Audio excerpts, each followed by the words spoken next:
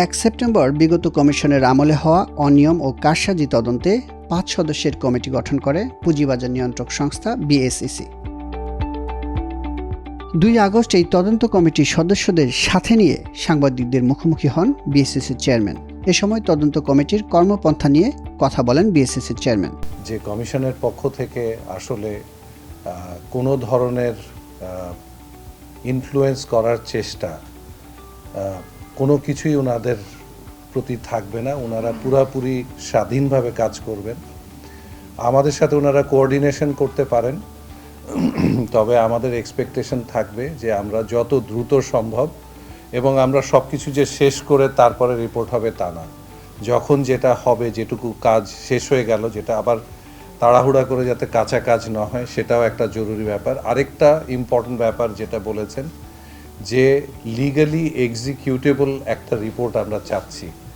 আগে আমরা অনেক দেখেছি যে একটা জাস্ট স্ট্যাটাস রিপোর্ট জাতীয় যদি হয় তাহলে তাতে খুব একটা লাভ হয় না।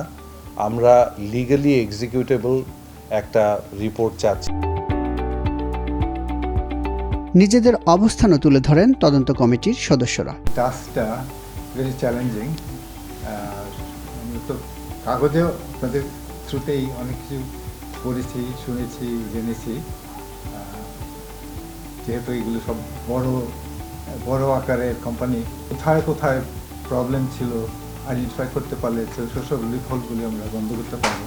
তো এই sort like also reform structure potential. এটা খুব বলা সহজ যে ওখানে চুরি হয়েছে, ওখানে অনিয়ম হয়েছে, বাট এইটাকে প্রমাণ করে প্রসিকিউটেবল করা, অর্থাৎ শাস্তিযোগ্য কীভাবে করা যায় সেটা একটা। আর দ্বিতীয়ত এখান থেকে শিক্ষা নিয়ে যে লুপহোলগুলো ছিল, যে কারণে এগুলো হয়েছে, সেটা বন্ধ করার একটা উপায় বার করা। এসএসসিতে বসে এরকমভাবে কথা বলবো, এটা গত 25 বছরে চিন্তা করি না।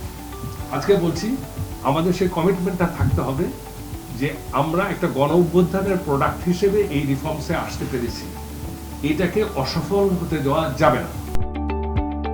এ সময় তদন্ত কমিটির কয়েকজন সদস্যদের কনফ্লিক্ট অফ ইন্টারেস্ট নিয়ে প্রশ্ন করা হলে বিএসইসির চেয়ারম্যানের পাশাপাশি নিজেদের অবস্থান তুলে ধরেন তদন্ত কমিটির সদস্যরা। একটা বেসিক প্রেমিসেস আমাদেরকে তৈরি করতে হবে, যেখানে স্বার্থ সংশ্লিষ্ট যদি থাকে সেখানে উনি ইনভলভ থাকবেন না। এটা সারা দুনিয়ার একটা খুব অ্যাকসেপ্টেবল একটা প্র্যাকটিস, আমাদেরকেও সেটাতে মেনে নিতে হবে। 40 বছর কাজ করছি, বাংলাদেশের ক্যাপিটাল মার্কেটের এমন একটা জায়গা নাই যেখানে আমি কাজ করি, তো আমি disqualified? I just want the answer. আমার পত্রিকায় যারা কাজ করে, আই থিঙ্ক বুকে হাত দিয়ে কে বলতে পারবে যে মালিকের বিরুদ্ধে কি লেখা যায় নিজের পত্রিকায়? বাট কনসাস নিজের থাকতে হবে যে আমি যেটা করছি এটা সত্য, আমি অসত্যের কাছে মাথা নত করছি না। সো প্লিজ ওয়াচ, আমাদের কাজে বাধা দিন।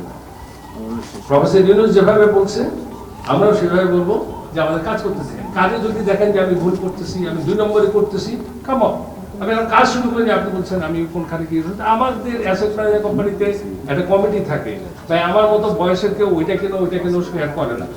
5 সদস্যের তদন্ত কমিটিতে আছেন টেরা রিসোর্স ইন্টারন্যাশনালের চেয়ারম্যান জিয়াইউ আহমেদ, দেশের প্রথম মিউচুয়াল ফান্ড এমসের উদ্যোক্তা ইয়াওয়ার সাইদ, এনবিআরের সাবেক সদস্য Mohammad Shafiqur Rahman, deputy attorney general Mohammad Jisan Haider এবং বিএসইসির নির্বাহী পরিচালক মোহাম্মদ আনোয়ারুল ইসলাম। তদন্ত কমিটিকে আগামী 60 কর্মদিবসের মধ্যে তদন্ত সম্পন্ন করে প্রতিবেদন দেওয়ার জন্য বলা হয়েছে।